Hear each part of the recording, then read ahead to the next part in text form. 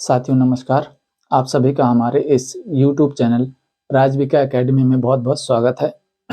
साथियों, CTET या शिक्षक पात्रता परीक्षा, जिसमें प्राथमिक शिक्षक, माध्यमिक शिक्षक, उच्च माध्यमिक शिक्षक या और भी विभिन्न कैटेगरी के समस्त शिक्षकों के लिए हम आपके समक्ष लेकर आए हैं ZPD थ्योरी क्या है।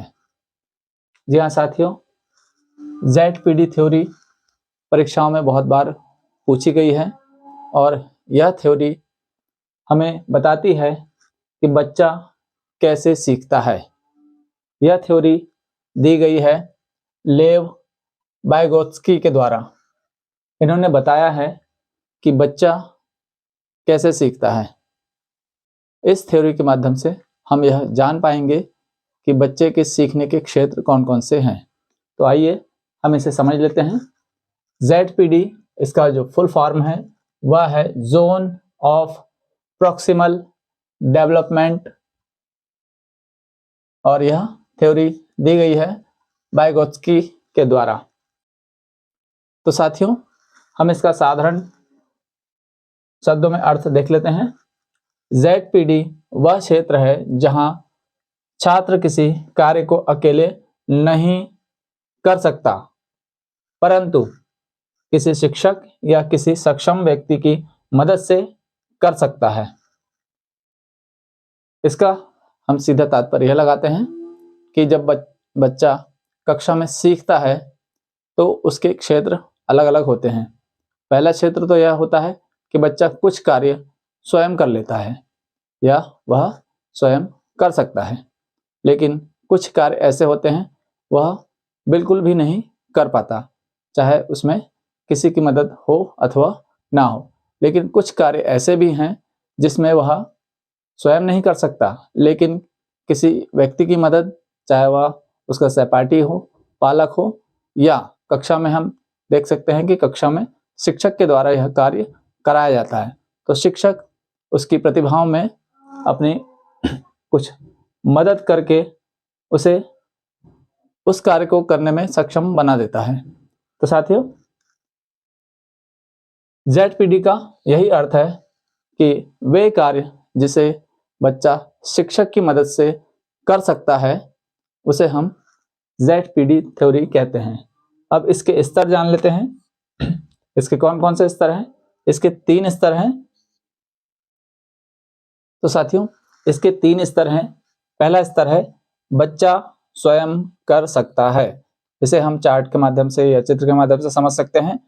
यह वह क्षेत्र है जिसमें बच्चा स्वयं करता है। यह कुछ कार्य ऐसे होते हैं जिसे बच्चा स्वयं कर सकता है। दूसरा है किसी की मदद से कर सकता है। तो इसमें बच्चे के कार्य करने का या काम करने का दायरा थोड़ा सा बढ़ जाता है, और यह वह किसी की मदद से, जिसमें सबसे ज़्यादा मदद जो है वह शिक्षकों के द्वारा ही की जाती है। तो कक्षा में शिक्षक द्वारा की गई मदद से बच्चा अपने कुछ कार्यों में और बढ़ोतरी कर लेता है। यह वह और बहुत सारे कार्य सीख जाता है जिसे वह शिक्षक की मदद से कर सकता है, और इसे ही हम ZPD जोन या ZPD एरिया कहते हैं, जिसे हम जोन ऑफ प्रॉक्सिमल डेवलपमेंट भी कहते हैं। और यह थ्योरी दी है लेव वाइगोत्स्की ने। इसका जो तीसरा स्तर है वह है जो कार्य वह बिल्कुल नहीं कर सकता। अब चूंकि बच्चा छोटा होता है और वह कुछ कार्य शिक्षकों या अपने सहपाठी की मदद से कर लेता है, जिसे हमने ZPD जोन कहा है।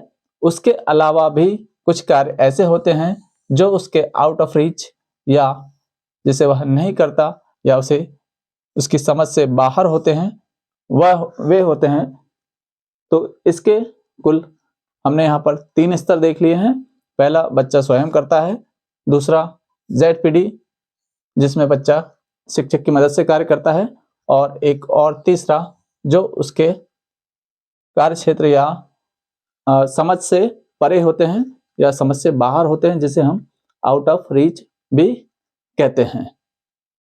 तो साथियों, अब हम यहाँ ZPD और इसके फोल्डिंग का संबंध जान लेते हैं। साथियों, इसके फोल्डिंग क्या है? तो विद्यार्थियों, इसके फोल्डिंग के लिए हमने एक वीडियो अपने चैनल पर अपलोड किया हुआ है। आप हमारे चैनल पर जा करके यह वीडियो विस्तार से देख सकते हैं।